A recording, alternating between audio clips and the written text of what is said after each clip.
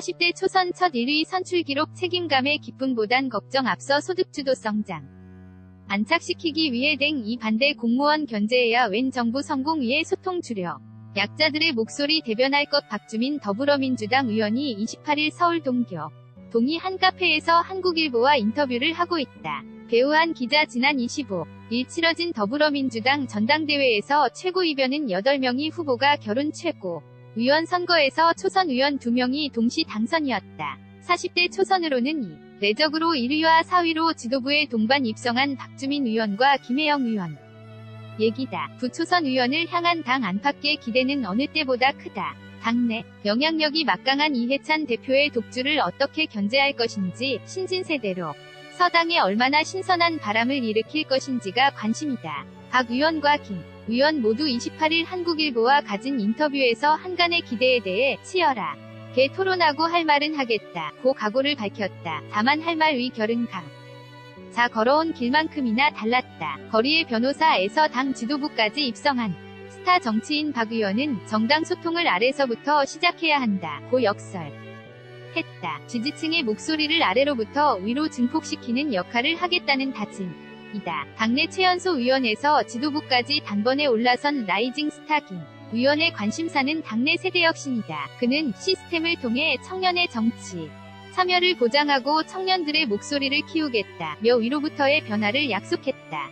편집자주 민주당 전당대회에서 돌풍을 일으킨 박주민 45 서울 은평 각 최고위원은 40대 초선 의원 최초로 여당 최고위원 1위로 선출됐다는 기록을 남겼다. 선거 전 초반부터 각종 여론조사에서 1위를 달리며 당선이 무난할 것이란 예상이 있긴 했지만 막상 지지율 21.28%로 1위를 기록하며 2위 박광온 최고위원 16.76%를 크게 따돌리자 당 역사상 기념비적인 사건이라는 평가가 나왔다. 박주민 1위 효과는 당 안팎에 신선한 바람을 안겼지만 정작 본인에게는 엄청난 부담감으로 다가온 듯했다. 28일 서울 마포구 동교동의 한 카페에서 만난 박 의원은 1등 당선 자치고는 상당히 어두운 표정이었다. 박 의원은 소감을 묻는 질문에 1위는 전혀 예상하지 못했고 결과 발표를 듣는 순간 탁하고 가슴이 무거워지더라 면서 1년 6개월이라는 짧은 기간 동안 지지자들에게 했던 약속을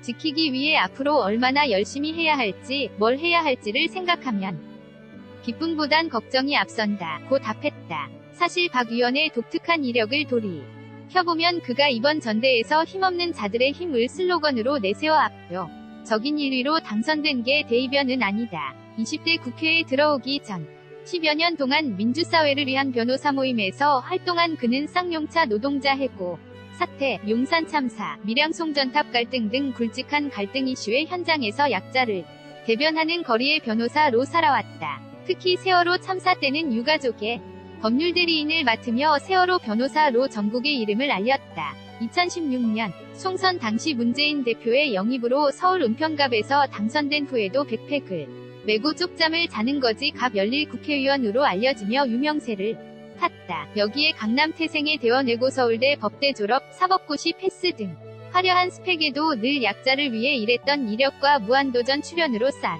인지도로 스타 정치인으로 자리매김한 지는 꽤 됐다. 박 의원은 도적인 지지에 대해 무거운 책임감으로 당선 당일 밤 사회관계망 서비스 SNS 계정에 달린 축하 댓글 700여 건을 전부 읽어봤는데 그동안 선명하게 이야기해 왔던 약자를 위한 정치에 대해 많은 분들이 긍정적으로 평가해주셨다면서 저에 대한 지지는 당이 앞으로 약자들의 목소리를 대변하는 방향으로 나아가야 한다는 명령이라고 생각한다 고 말했다. 같은 40대 초선인 김혜영 의원과 지도부 동반 입성을 당내 세대교체 열망으로 보는 시각에 대해서는 완전히 틀린 말은 아니지만 정확한 진단은 아니다 면서 세대교체를 위해 초선 의원을 지지했다기보다는 개별 의원의 위정활동에 대한 평가가 반영된 것이라고 본다 고 선을 그었다. 이어 김 의원과는 이 활동하면서 시너지를 낼 수 있겠지만 워낙 관심 분야가 다르다 고도 했다. 초선 의원에서 소위 수석 최고위원으로 한 단계 도약한 박 의원의 현재 관심은 정부와 당의 명운을 결정할 소득주도성 장론을 향해 있다. 그는 문재인 정부의 성공을 위해서 소득주도성장을 안착시키는 일이 무엇보다 중요하다면서 국민들에게 충분히 설명하고 지지를 호소하는 동시에 반대하는 공무원을 견제하는 역할이 필요한데 그게 바로 지금 당이 해야 할 일이라고 강조했다. 박 의원은 자신의 인지도와 현장성을 활용해 정책 추진이 동력이 될 소통에 주력하겠다고 했다. 그는 논평만 하는 죽은 최고위가 아니라 현장에 가서 당원을 만나고 정책 기획과 소통을 하는 활발한 최고위가 돼야 한다면서 탑타운 방식으로 정책을 추진하는 과거 당운 영방식을 벗어나 당원들이 직접 라운드 테이블에서 제안하고 논의한 아이디어를 상향식으로 올리는 방식의 정책 전당대회 형식도 고민하고 있다고 설명했다. 여소야대의 국회 지형과 지지율 하락으로 개혁 입법 추진에 난항을 겪고 있는 정부와 당의 막힌 활로를 찾기 위한 나름의 해법인 셈이다.